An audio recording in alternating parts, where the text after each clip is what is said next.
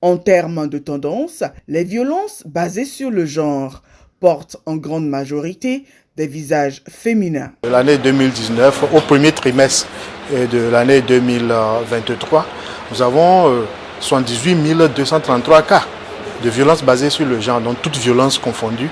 Et sur ces 78 233 cas, il faut dire que vous avez à peu près 80% donc, de cas qui concernent les femmes. Des chiffres alarmants qui appellent à des actions urgentes afin de pallier les conséquences néfastes à court, moyen ou long terme, comme la dépression et le suicide. Lorsque nous questionnons le système sur la période, par exemple, du premier trimestre de l'année 2023, les violences faites aux enfants au cours du premier trimestre, on se rend compte qu'on a accueilli 2433 cas de violences faites aux enfants, dont à peu près 93% concernent les filles.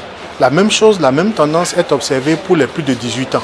Donc les violences basées sur le genre qui ont été accueillies au niveau des plus de 18 ans au cours de la même période donc, du premier trimestre, on se rend compte qu'en questionnant le SIDOFE, nous avons 4090 cas de violences basées sur le genre, toutes violences confondues, qui ont été prises en charge, dont à peu près 85%, donc 3480 cas, 85% concernent les filles.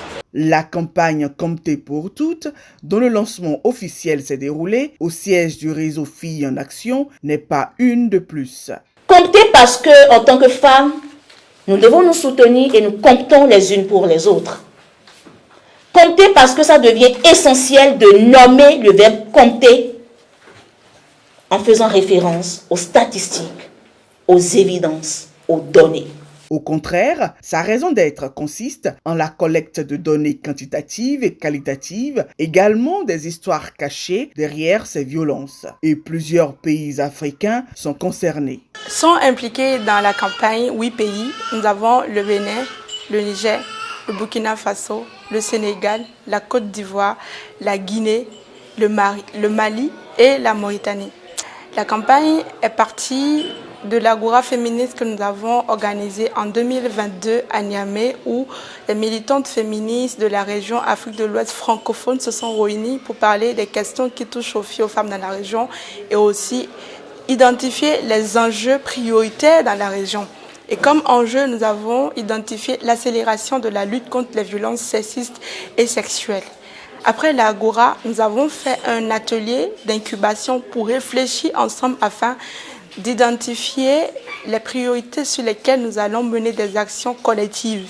Et c'est au cours de ce lab d'incubation que nous avons travaillé pour élaborer le projet Compter pour toutes, pour résoudre la thématique de la non-disponibilité des données actuelles holistique sur les violences sexistes et sexuelles. Le SIDOFE est le système intégré des données relatives à la famille, la femme et l'enfant. C'est la plateforme publique de collecte, de diffusion, de gestion et de production de données statistiques sur l'action sociale au Bénin. Il est l'outil de base utilisé dans la mise en œuvre de cette campagne. Aujourd'hui, nous avons l'occasion de collecter des informations, de partager nos expériences et surtout de réfléchir ensemble sur les défis auxquels nous sommes confrontés. Cette séance est une opportunité pour chaque acteur de s'exprimer sur les difficultés rencontrées avec la plateforme en vue de proposer des solutions pour une collecte efficace des données. Plusieurs organisations féministes béninoises participent à la campagne. Elle est soutenue par l'honorable Sofiatou Tchanou, présente à la cérémonie.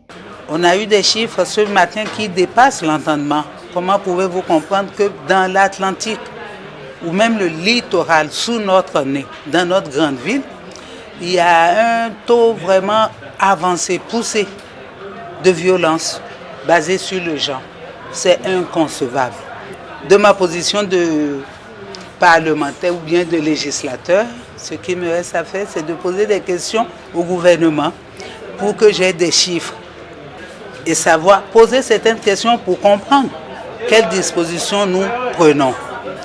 Que faisons-nous pour arrêter ça, pour que ça ne perdure plus?